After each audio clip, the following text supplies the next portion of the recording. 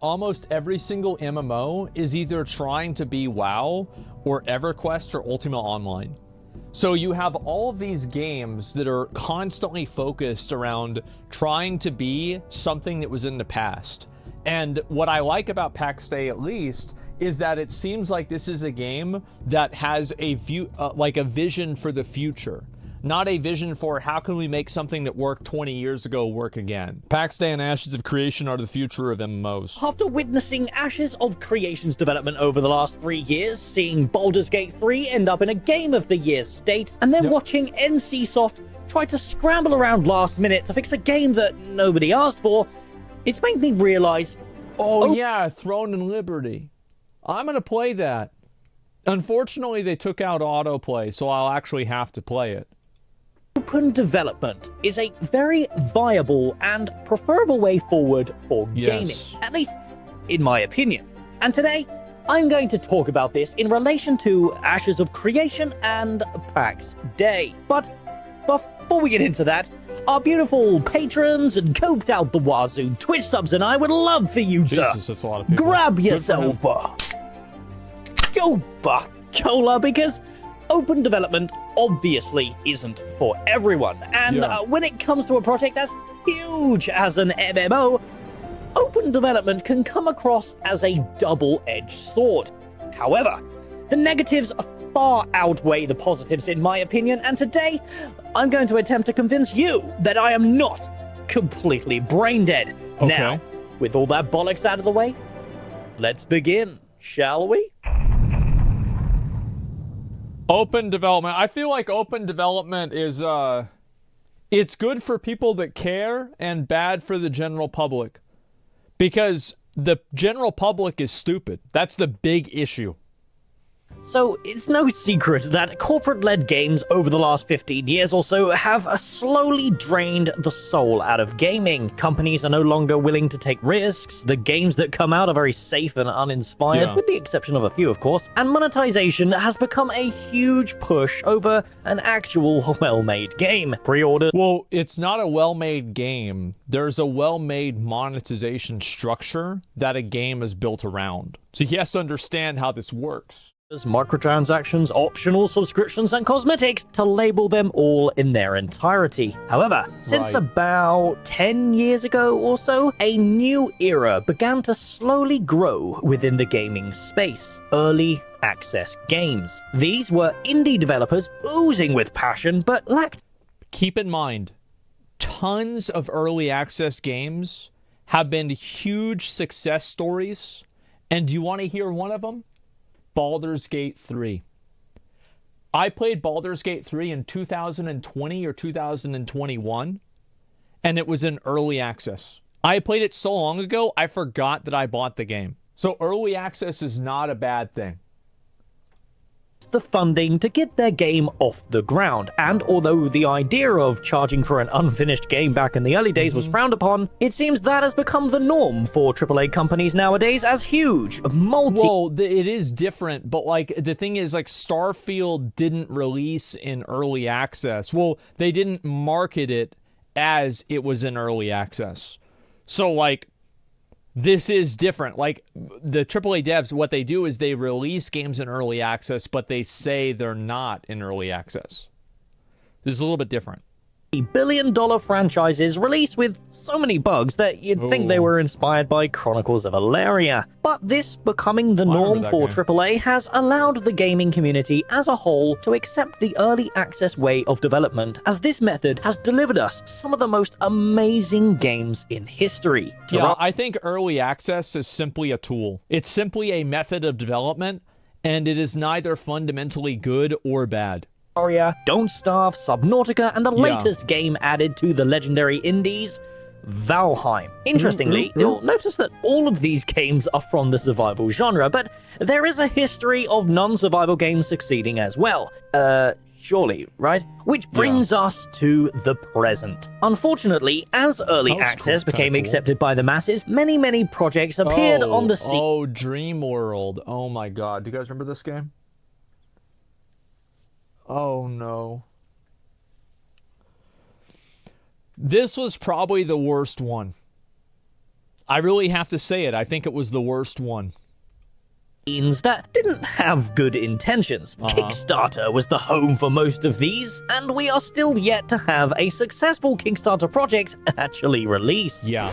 Actually, after a little research, it turns out Pathfinder Kingmaker was kickstarted and released in 2018, and I'm sure you'll let me know of some others in the comments. Oh, I'm sure there have been Kickstarters that have been successful and released good games to their audience. I'm sure it's happened. But let's be honest, people remember the bad ones. Sea of Stars was another one. Divinity, Albion. Hey, speaking of Kickstarters that have yet to release, let's talk about Ashes of Creation. Oh, yeah. Nobody is denying that the last 2 years of their open development have been fantastic. We've pretty much seen all of the systems in the game now working well, signifying the approach of that highly anticipated Alpha 2. We've also... Yeah, I don't know when they're going to do Alpha 2. I think that the big thing that I'm concerned about with Ashes of Creation is the combat feel. Like, it's really just the combat feel. If they nail that, this game will be it. But, like, because I trust that they understand the systems well enough, and based off of what I know about Steven and just what he said, I really trust them to make the systems of the game good. But the combat is what really needs to be good.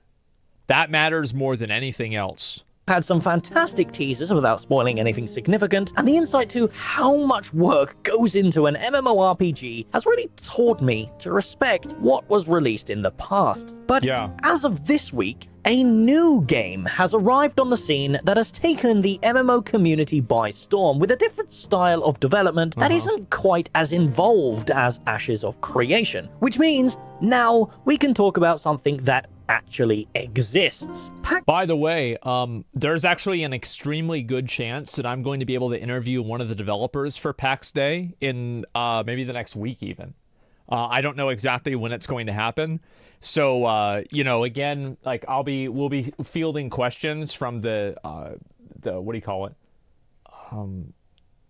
The Discord, not my Asmongold Discord, but the Pax Dei Discord, from people that have actually played the game. And, you know, I'll ask some of your questions to the devs as well. Pax Dei's first alpha test began a few days ago, and I'll admit I am completely addicted to it for a few important reasons. The general vibe of the test is very polished, the test itself is fairly fleshed out with a plethora of gathering, crafting, and building content, and the playable world space is extremely huge. For context, I think that the playable world is great. The only thing that I would like to see added, and this is going to be one of the things I'll be asking about, is aquatic stuff, like naval stuff, being able to dive, etc. Because I just think that, like, one of the core elements of, because I remember, like, they had like, they were talking a lot about this. I've watched every video that they've created about this, basically, and I've reacted to every single one. And I remember one time they were talking about how they wanted to use, you know, like, European and, like, medieval folklore. And it's like, what more folklore do you have than a Leviathan or a Kraken? Right? I mean, like, the sea is like a huge uncharted territory that everybody, like sirens, like, look at Odysseus, right? All kinds of stuff like that. Loch Ness Monster. Yeah, like all kinds of Atlantis, mermaids, nymphs. There you go. So we absolutely need to have, like, I would like if there was more bodies of water in the game. Just in general. I think that they'll probably change the map and then redo the map multiple times throughout development. So we can probably expect to see something like that.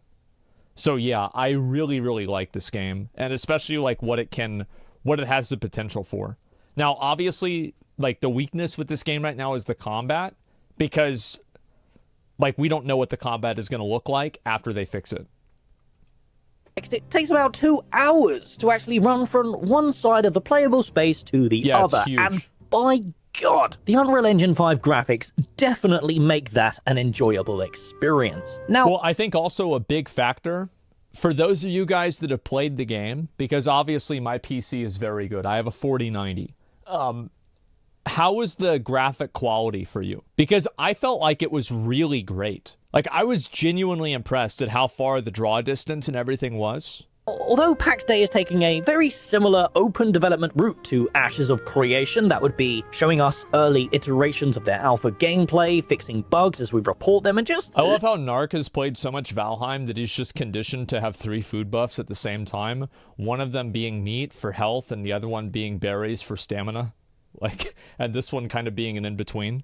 Listening to the players' feedback in general, they're doing it in a much different way to Intrepid. Pax Dei first announced itself back in March this year, and pretty much went dark to the general public up until 3 days ago. They did indeed release a couple of vlog-type videos that gave us some nice insight into their studio, a small glimpse at the direction the game is heading, but absolutely nothing like Ashes of Creation's monthly deep dives, and that's okay. Mainframe have kept most of their information strictly to their inner Discord community and getting feedback from their friends and family alpha testers. And I was offered an invite into the alpha for the game whenever it was in DA, but I didn't take it because I feel like I like for my first impressions of a game to be like for people to see them. I think that's like a value, right? People want to see that.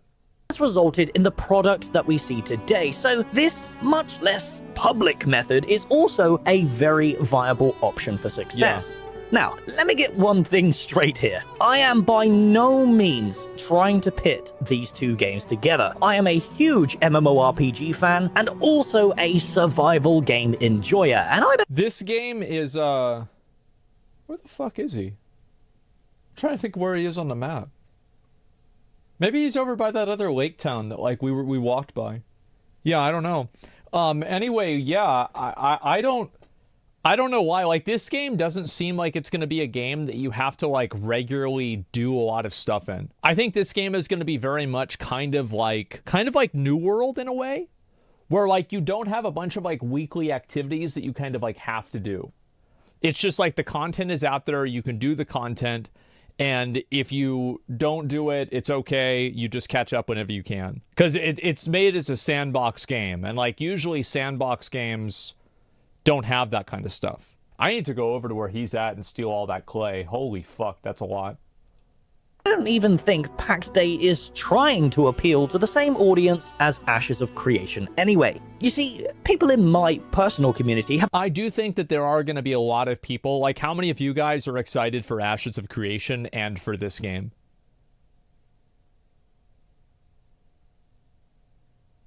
Yeah, I mean, that's where I'm at, right? I'm excited for both of them. Like, if anything, and this is, like, kind of a weird thing, but, like, this makes me more excited for Ashes of Creation. It does, because, like, now I've seen one version of it, now I want to see another version. Expressed that they're not really a fan of Pax Dei's survival-esque gameplay focus, and I'm sure there are people within the Pax Dei community who are not a fan of the MMORPG leveling gameplay. Believe it or not, it's okay to like different types of games. Yeah. I'm sure that's a foreign concept to most of you. The thing that really keeps my hopes up for both Pax Dei and Ashes of Creation is that both of these developers are in such a unique position, being open and transparent about the state of their game and the direction that they want to go with it, whilst allowing the community to express feedback and then actively make changes. Ashes of Creation displayed this in abundance during Alpha 1 and over the last 2 years, but now it's time for Mainframe to show us that they're listening. And, much like with Ashes of Creation's Alpha 1, the Mainframe devs have released 2 major patches already that's fixed some glaring...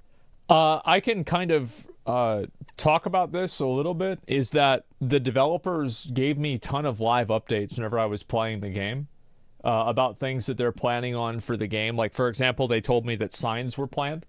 So, like, obviously they're just communicating with me, right? Because, like, I have a rapport with them, etc.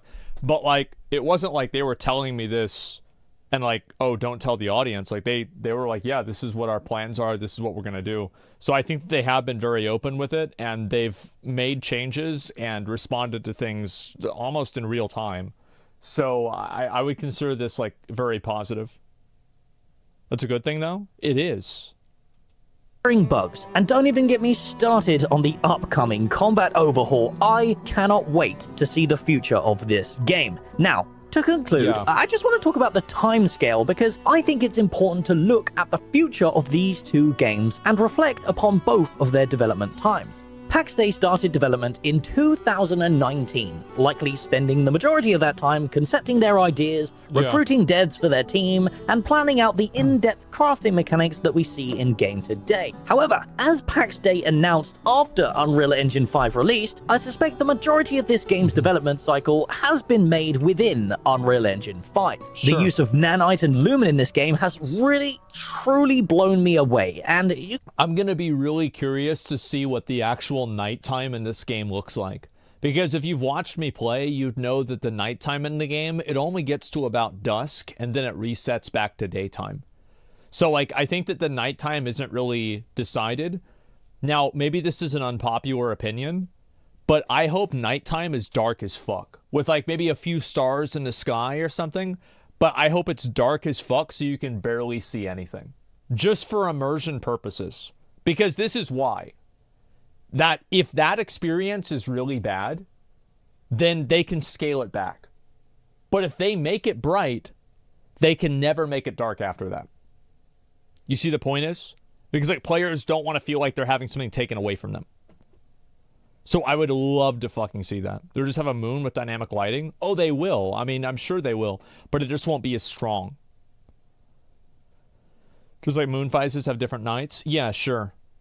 Actually, that's probably a better idea than what I'm even thinking, is like that it would depend on like where the moon is, and then to have like some internal like moon clock that would change based off of a certain nighttime. I think that's actually even an even better idea. You can tell that the game has been built from the ground up to utilize that. However, Ashes of Creation is in a bit of a rough spot. Due to the sheer scope of the game, it's already been nearly 7 years, and we still don't even have an announcement date for their second public alpha test. They teased that they will announce which quarter it will be in during this month's stream, but that still doesn't change the fact that we don't have an actual date. But personally, I think the time that it's taken Ashes of Creation so far is absolutely well on pace with what we expect from a full-scope MMORPG. It takes just a moment to analyze the difference in scope for these two projects. Well, I think Pax Dei is definitely smaller in scope versus Ashes of Creation. Like Ashes of Creation, whenever you ask Steven, is this going to be in the game? The answer is always yes. So, because Ashes of Creation has like this nearly like infinite scope of content, obviously Pax Dei is going to be smaller than that. And that's not a bad thing. I'm just saying that like they're more focused on like giving a certain experience. Ashes of Scam Nation? Oh, you think it's a scam? Wow, I think you're the first person to say that. Ashes is featuring a 64 class system, a fully customizable weapon system, an innovative node system with player-driven mechanics, a huge 1.2 thousand kilometer squared world with oceans. I don't know why people focus so much about on if a game is a scam or not, because I don't understand it, and the reason why is because you've got, like, I mean, you have every tool to determine whether a game is good or not whenever you're going to buy it, right? I don't see why people have to constantly, like, kind of, you know, tense, like almost like fucking, like preemptively defend themselves from something being a disappointment. Like, I hope all of these games are going to be fucking amazing. I do. Like, now, maybe it could be problematic, but like, I don't give a shit about that because like I can just look it up. Like, just you'll watch probably a stream whenever it comes out, and if the game looks good, then buy it, right? I mean, fuck, as a Star Citizen, just don't give them any money. If you think it's going to be a scam, don't give them any money. But I don't know about like, you know, being so outspoken about it. The boat and caravan, and the game scope is absolutely massive. Looks amazing. Pax Dei almost pales in comparison. But that, my friends, is exactly my point. These two... I think that the graphics are pretty much the same. And I think that the truth is, I think they're probably using the same grass and a lot of these same textures because they're probably built in Unreal 5, right? They're probably using a lot of these because they're using placeholder textures and different things like this because, like, probably making the unique ones is something that's going to happen later on in development for both games. I don't think it's a problem. games, they're not trying to compete with each other. They exist within entirely different genres and only share one particular aspect, the massively multiplayer part. So, I hope everyone shares my sentiment when I say I'm genuinely looking forward to the future of both of these games. I think I will pick up Pax Dei on this channel, keep you all updated like I do with Ashes of Creation, and play their tests whenever they drop because I want both of these games to succeed. I have a plethora of ideas and feedback for Mainframe, just like I do for Ashes of Creation, so I hope you guys will join me as we embark on a parallel journey to watch Pax Dei become a survival MMO that absolutely takes their whole genre by storm. I think that's one of the big things, right? Is that being a survival MMO is something different. And I think one of the big problems that MMOs have right now is that almost every single MMO is either trying to be WoW or EverQuest or Ultima Online. So you have all of these games that are constantly focused around trying to be something that was in the past. And what I like about Pax Dei, at least, is that it seems like this is a game that has a view, like a vision for the future, not a vision for how can we make something that worked 20 years ago work again. It's like a matter of vision, and like whether your vision is looking backwards or forwards. But as usual, I am just one nerd, desperate for a good MMO, and I really appreciate everyone for sticking around on the channel for so long. It feels good to finally have some content that isn't thin air for once. I've had a blast playing the alpha so far, just like I did with Ashes Alpha 1, and I'm probably going to continue playing it and release videos until the test ends on the 26th. Anyway, if you enjoyed the video and want to support the channel, you guys know what to do, but preferably, you can come join our streams over at... Yeah, I think it's really cool that this could be made by players. I think that the aesthetic for this game is something that people have been looking for like the last 10 years. People want to have a large game that has great graphics, not photorealistic, but it's great graphics, and all of the people and all of the things in the game are created by players. To actually be able to build a house in the open world and people see your house. I feel like tons of people have wanted that. Twitch.tv/Darkiverse, and I'll see you in the next one because you're high on copium. I find it to be funny that like these videos have been so positive, the ending like doesn't even make as much sense now. Because like, yeah, people are on copium, but like the game looks good, man. Yeah, his videos are great. I'll go ahead and I'll link it to you. Give this video a like. It's a very good one. I like these. I feel like not enough people talk about these kinds of games because I feel like these games they're some of my favorite types of games because of there's something very special about playing MMOs and being able to be in an open world and interacting with other players and the spontaneous interactions that can create. That to me has always been like, that is the magic of gaming.